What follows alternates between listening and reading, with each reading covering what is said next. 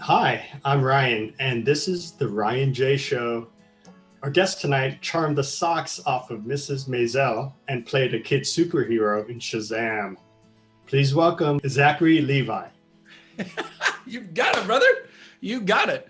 Ryan, thank you so much for having me on your talk show. I am honored. My very first question, of course, is how soon and why did you want to be an actor or a singer? I think when I was about 4, I was the first time I was old enough to consciously be cognizant of the idea that I could intentionally make somebody laugh. I can intentionally entertain somebody, not like on accident. We always do that as kids. We do something and people laugh and we're like, what did I do? I don't know. But then around 4, I was cognizant I could do it on purpose. And then once I figured out that I could do that on purpose and it made somebody feel good, if you make somebody laugh, that makes them feel good. And that made me feel good. And I was like, oh, I'm addicted to this. I can't stop doing this. Have you ever dabbled in acting or singing at all? I was kind of a shy person, and my daughter, she's 6 years old, not like me, so I'm happy. Maybe she might look into being more outgoing, as she loves to sing. There's definitely this thing of, all right, I'm going to go shoot myself out of a rocket and be right in front of God and everyone and all of their gazes and all of their judgments and then hopefully all of their praise and validation. Artists are really weird people. Well, you grew up that way at a very young age, so it's not something that you just switched on. It just happened. So that's awesome. I am aware of your shows, Chuck to Marvelous Mrs. Maisel. And for Chuck, would you consider that your breakthrough TV show, or is it something before that or even after that? Even though I had worked a little bit before Chuck, that was, I would definitely say, was my break. But really, Shazam has done that even more so. So going back to Shazam, did you do your own stunts at some level, or?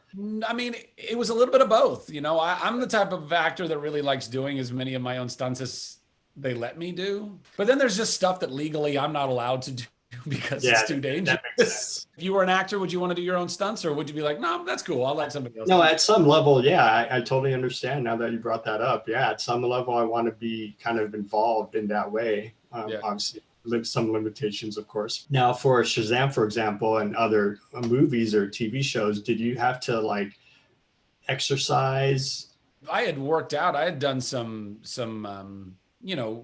reasonably arduous workout regimens prior to Shazam, but I had never jumped into bodybuilding and health and wellness on the level that I did when I actually then got the role. How would Shazam handle quarantine? I mean, fly around, handed out masks. He'd electrically charge the air around people in a way that it would zap all of the coronavirus, but not hurt them at all. He'd just do things like that. He'd just be trying to make it all a little bit better.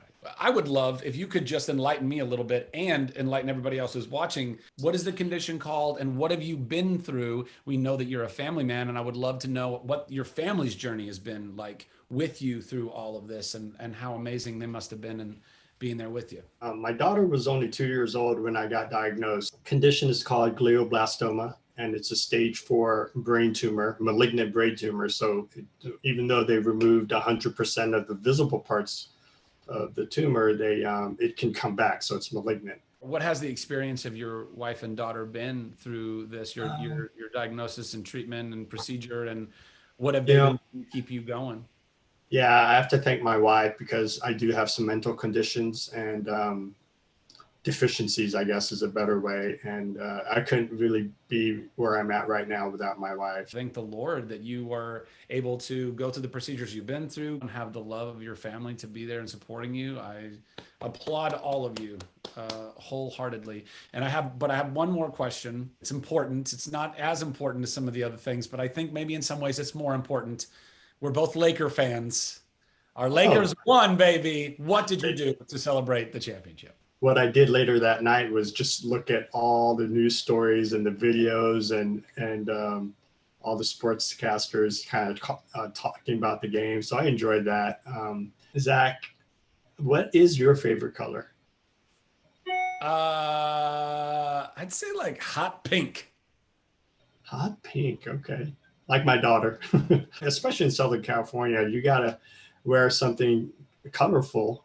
I mean, except for what I'm wearing now, but I do have a pink t-shirt. My wife's favorite color is purple. So I like your I sweater. got a little bit of that. See, I got a little bit of my pink and my purple on here.